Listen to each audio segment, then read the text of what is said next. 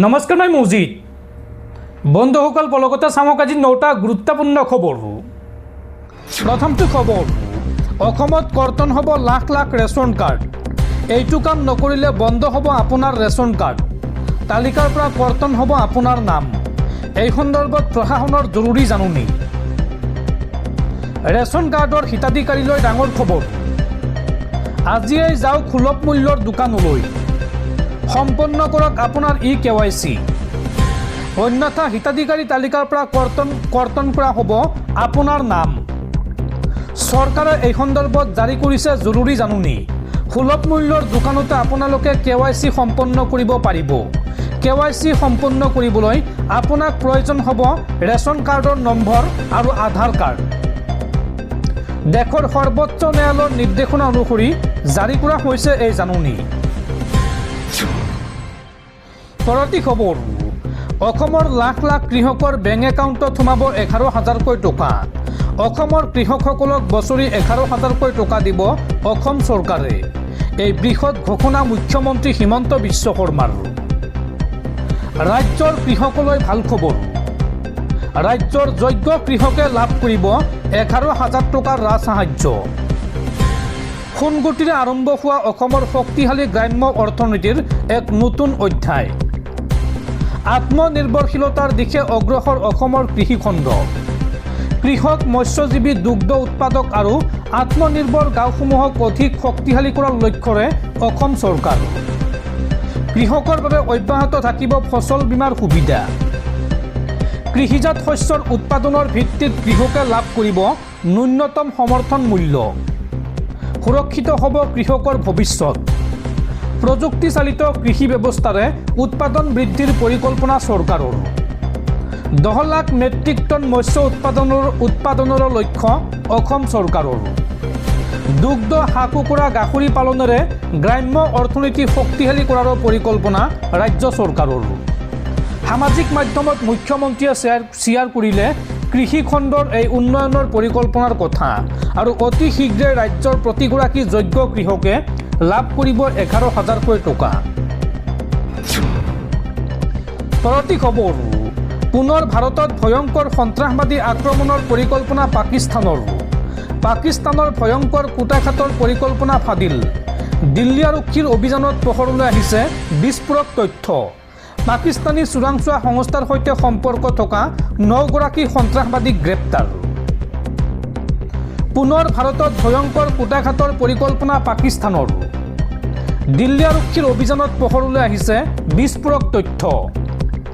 এই সন্দৰ্ভত 9জন লোকক গ্ৰেপ্তাৰৰ পিছতে ফাদিল হৈছে পাকিস্তানৰ ভয়ংকৰ ষড়যন্ত্ৰ। পাকিস্তানী চোৰাংচোৱা সংস্থা ISIৰ সৈতে সম্পৰ্ক থকা 9গৰাকী সন্ত্ৰাসবাদীক গ্ৰেপ্তাৰ কৰা হৈছে। কুখ্যাত ডন দাউদ ইব্ৰাহিমৰ সৈতে যোগাযোগত আছিল এই সন্ত্ৰাসবাদীকেইটা। গ্ৰেপ্তাৰ হোৱা সন্ত্ৰাসবাদীকেইটা দিল্লী, মুম্বাই, পাঞ্জাৱ আৰু নেপালৰ। দিল্লী, মুম্বাই সহ দেশৰ গুৰুত্বপূৰ্ণ অঞ্চলত আক্ৰমণৰ লক্ষ্য কৰিছিল পাকিস্তানে। ভাৰতীয় নিৰাপত্তাৰক্ষী সংস্থাসমূহৰ ঘাটিত কৰিছিল আক্ৰমণৰ পৰিকল্পনা আৰু পাকিস্তানৰ টাৰ্গেট আছিল বিমানবন্দৰ, ৰেলৱে ষ্টেচন আৰু পাৱাৰ প্লেণ্টো। কিন্তু পাকিস্তানৰ এই ভয়ংকৰ ষড়যন্ত্ৰ বিফল কৰিলে দিল্লী আৰক্ষীয়ে। উল্লেখযোগ্য যে গ্ৰেপ্তাৰ হোৱা সন্ত্ৰাসবাদী কেইটাৰ পৰা জব্দ কৰা হৈছে ৰাইফল, গ্ৰেনেড সহ বুজন পৰিমাণৰ বিস্ফোৰক সামগ্ৰী। দৰ্শকসকল, আৰু বহুতো গুৰুত্বপূৰ্ণ খবৰ আছে। তাৰ আগতে আপোনাক জনাওঁ যে যদি আপুনি এতিয়ালৈকে এইটো ভিডিঅ'ত লাইক কৰা নাই তেন্তে এতিয়াই ভিডিঅ'টোত লাইক কৰি দিয়ক। আৰু এনেকুৱা ধৰণৰ ভিডিঅ'সমূহ নিতৌ চাবলৈ চেনেলটো ছাবস্ক্ৰাইব কৰি কাষত থকা বেলাইকনটো প্ৰেছ কৰি ৰাখক। পৰৱৰ্তী খবৰ, দেশত আকৌ সলনি হ'ব টকা। কাগজ নহয়, এইবাৰ প্লাষ্টিকৰ নোট ছপোৱাৰ চিন্তা ভাৰতীয় ৰিজাৰ্ভ বেংকৰ। 10 বছৰ আগতে ভাৰতীয় টকাৰ চেহেৰা সলনি হৈছিল। পৰম্পৰাগত প্ৰিণ্টেড ৰং কমলা, গোলাপী, নীলা আদি উজ্জ্বল ৰঙলৈ সলনি হৈছিল টকা। আৰু এটা দশকৰ পাছত আকৌ টকাৰ চেহেৰা সলনি কৰাৰ চিন্তা কৰা হৈছে। যোৱা কেইবছৰমানৰ পৰা নগদ ধনৰ চাহিদা বৃদ্ধিৰ সৈতে মোকাবিলা কৰিবলৈ ভাৰতীয় ৰিজাৰ্ভ বেংকে এতিয়া প্লাষ্টিকৰ নোট ছপা কৰাৰ চিন্তা কৰিছে। দিল্লীৰ সূত্ৰৰ মতে পাটনা আৰু মুম্বাইত অনুষ্ঠিত হোৱা ৰিজাৰ্ভ বেংকৰ যোৱা দুখন বৰ্ড বৈঠকত প্লাষ্টিক বা পলিমাৰৰ বেংক নোট ছপা কৰাৰ বিষয়ে আলোচনা কৰা হৈছিল। বেংক নোট ছপাৰ খৰচ ৰাহি কৰাটোক অগ্ৰাধিকাৰ দিয়া হৈছে। তদুপৰি প্লাষ্টিক দীৰ্ঘদিন ধৰি অক্ষত অৱস্থাত থকাৰ কথা মনত ৰাখিয়েই এনে সিদ্ধান্ত লোৱা হৈছিল আৰু অতি সোনকালে এই বিষয়ে ঘোষণা হ'ব পাৰে। পৰৱৰ্তী খবৰ, মধ্যপ্ৰাচ্যৰ যুদ্ধক লৈ ডাঙৰ খবৰ। ইৰাণক দুৰ্বল বুলি ভাবি ভুল কৰিলে আমেৰিকাই। পুনৰবাৰ আমেৰিকান সৈন্যৰ ঘাটি উৰুৱাই দিলে ইৰাণে। ইৰাণৰ আক্ৰমণত পুনৰ কঁপি উঠিল আমেৰিকাৰ সেনাৰ ঘাটি। ইৰাণৰ মিছাইল আৰু ড্ৰোন আক্ৰমণত আহত মাৰ্কিন সেনা। ধ্বংস কৰা হ'ল আমেৰিকাৰ দুখন শক্তিশালী MQ-9 ৰিপাৰ। MQ-9 ৰিপাৰ ড্ৰোনৰ মূল্য $3 কোটি। এই শক্তিশালী ড্ৰোন ধ্বংস কৰিছে ইৰাণে। এফালে যদি শান্তি আলোচনা অব্যাহত থকাৰ দাবী, আনফালে চলিছে আক্ৰমণ প্ৰত্যাক্ৰমণ। এইদৰে পুনৰ উত্তপ্ত হৈ পৰিছে মধ্যপ্ৰাচ্য। দুয়োখন দেশৰ মাজত হোৱা অস্থায়ী যুদ্ধবিৰতি এই মুহূৰ্তত ভংগ হোৱাৰ পথত। বন্দৰ আব্বাছত আমেৰিকাই কৰা আক্ৰমণৰ প্ৰতিশোধ স্বৰূপে এই আক্ৰমণ চলোৱা হৈছে। যদিও কুৱেইটৰ এয়াৰ ডিফেন্স ছিষ্টেমে আকাশতে ইৰাণৰ মিছাইল ধ্বংস কৰিছে, তথাপিও মিছাইলৰ কিছু অংশ এয়াৰ বেছটোত পৰাত আহত হয় মাৰ্কিন সেনা। পৰৱৰ্তী খবৰ, সৰিয়হৰ দুলিতাই ভূত। এইবাৰ ধন দাবীৰ গোচৰত অভিযুক্ত চিয়াম ভিজিলেন্সৰ SSP ৰজি কলিতা। চিয়াম ভিজিলেন্সৰ SSP গৰাকীক অভিযুক্ত কৰিবলৈ CIDৰ আবেদনক অনুমতি আদালতৰ। কামৰূপ মহানগৰ বিশেষ দণ্ডাধীশৰ এই নিৰ্দেশনা। ধন দাবীৰ গোচৰত অভিযুক্ত চিয়াম ভিজিলেন্সৰ SSP ৰজি কলিতা। ৰজি কলিতাক অভিযুক্ত কৰি চমন জাৰি কৰিবলৈ আগবাঢ়িছে আদালত। ৰজি কলিতাক অভিযুক্ত কৰিবলৈ CIDৰ আবেদনক অনুমতি। কামৰূপ মহানগৰ বিশেষ দণ্ডাধীশৰ এই নিৰ্দেশনা। চৰকাৰৰ পৰা মোকদ্দমা চলোৱাৰ অনুমতি বিচাৰিবলৈ CIDক নিৰ্দেশ। CIDৰ গোচৰত বিচাৰ প্ৰক্ৰিয়া চলি থকাৰ সময়ত ৰজি কলিতাৰ বিৰুদ্ধে সাক্ষ্য দিছিল সাক্ষীয়ে আৰু সাক্ষীৰ ভাষ্যৰ ভিত্তিত আদালতে অভিযুক্ত কৰিলে ৰজি কলিতাক আৰু শীঘ্ৰেই আদালতত হাজিৰ হ'বলৈ জাৰি কৰিব চমন।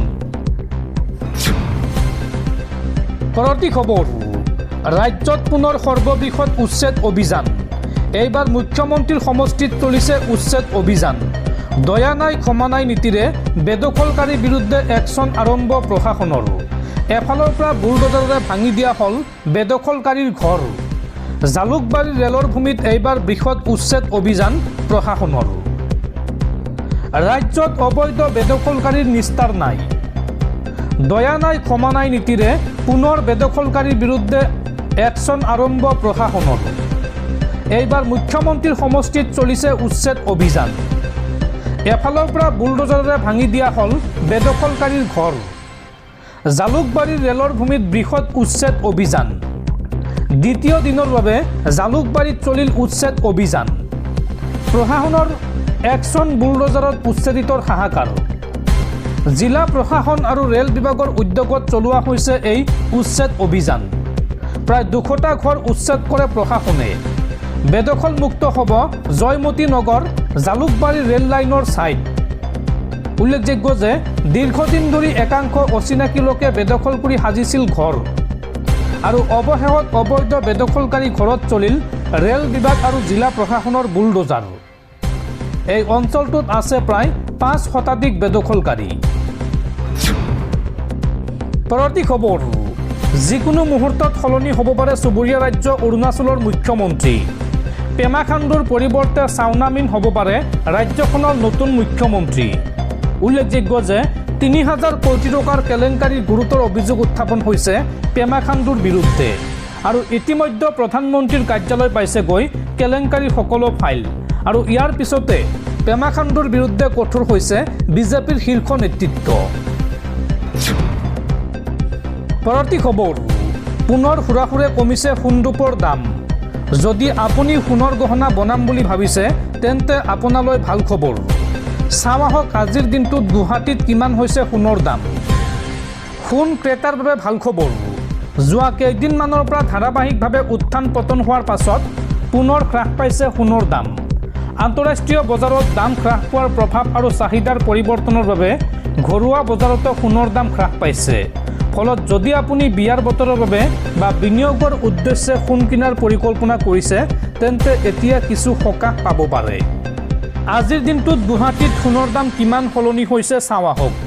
শনিবাৰে গুৱাহাটীত 22 কেৰেট সোণৰ দাম প্ৰতি গ্ৰামত 15,599 টকা হৈছেগৈ। 22 কেৰেট সোণৰ দাম হৈছে প্ৰতি 10 গ্ৰামত 1,55,990 টকা আৰু 100 গ্ৰাম সোণৰ দাম হৈছে 15,59,900 টকা। শনিবাৰে গুৱাহাটীত 24 কেৰেট সোণৰ দাম হৈছেগৈ প্ৰতি গ্ৰামত 15,638 টকা।